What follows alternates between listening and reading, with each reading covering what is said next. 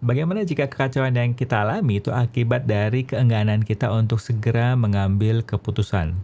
Tenang saja, yang akan Anda suka dari episode kali ini ada sebuah solusi agar kekacauan yang kita alami akibat keengganan kita mengambil keputusan tadi bisa semakin menurun.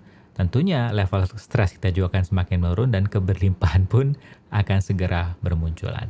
Become a vision holder, not just a problem solver with berkembangbersama.com. Wake up, step into the world outside.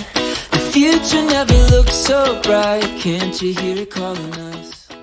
Assalamualaikum warahmatullahi wabarakatuh. Salam sejahtera buat kita semua. Perkenalkan, nama saya Rahmat Baru. Saya Certified Fasilitator Law of Attraction, penulis buku 4 Langkah Mudah Hidup Semakin Berlimpah, serta podcaster di Berkembang Bersama yang pernah menduduki peringkat keempat di Apple Podcast. Picking up the sun, we can sit and talk about it. Oh, we could run away.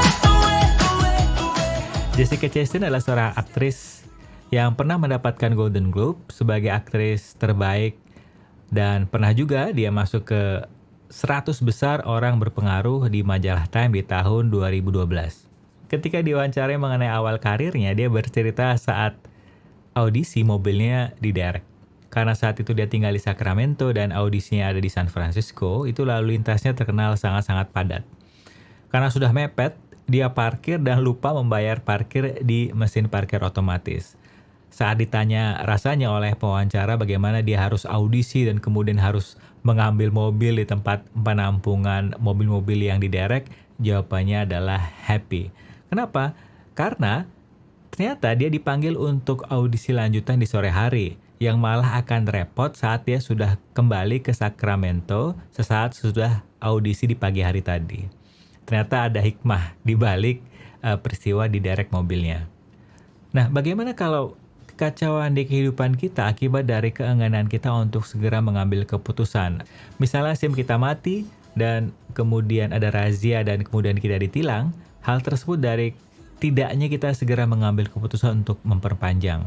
Atau saat seperti kondisi sekarang saat kita di karantina, level stres kita tinggi akibat karena kita tidak segera mengambil keputusan untuk menstop kebiasaan kita membaca berita-berita yang tidak membangun. Nah, bagaimana solusinya?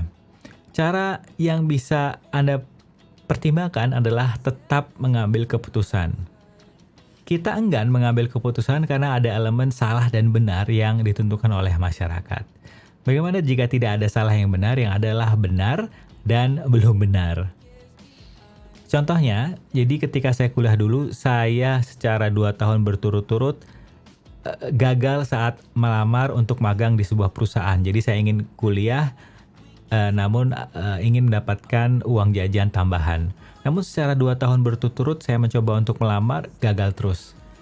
Keputusan yang saya ambil dari kegagalan saya 2 tahun berturut adalah tetap mengikuti seleksi di tahun ketiga. Yang dimana di tahun ketiga saya keterima kerja di perusahaan tersebut dan bonusnya saya juga lolos seleksi beasiswa pertukaran pemuda antar negara yang ternyata proses seleksinya mirip dengan proses seleksi magang. Seolah-olah kegagalan saya yang menurut norma masyarakat pada umumnya adalah kegagalan yang seharusnya saya malu dan stop. Namun saya menyadari bahwa tidak ada benar dan salah, yang ada adalah benar dan belum benar. Saya tetap mengambil keputusan untuk terus mencoba, di mana ternyata hal tersebut melatih saya 2 tahun berturut-turut untuk belajar dan memahami proses seleksi yang kemudian saya aplikasikan di proses seleksi pertukaran pemuda tersebut. Nah, yang akan Anda suka dari terus mengambil keputusan adalah level stres Anda yang turun akibat dari kekacauan, akibat dari kita tidak mengambil keputusan itu juga ikut turun. Tidak mengambil keputusan itu layaknya seperti air yang mengenang dan airnya lama-kelamaan bisa menjadi sumber penyakit. Dan mengambil keputusan itu layaknya seperti membiarkan air mengalir dan membuat air tersebut sehat. Asik ya? Untuk tips bermanfaat lainnya, Anda bisa masuk ke berkembangbersama.com di mana tulisan di launching setiap hari Senin Jumat, tips lebih produktif, tips lebih berlimpah. Dan di sana juga ada info mengenai buku saya 4 Langkah Mudah Hidup Semakin Berlimpah.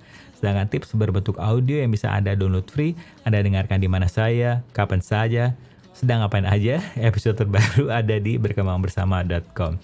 Dan tip berbentuk video, Anda bisa nikmati manfaatnya. Segera akses channel YouTube Berkembang Bersama. So stay tuned for next episode. Dan ingat, don't trust me, trust yourself. Bye. We can sit and talk about it, or we could run away.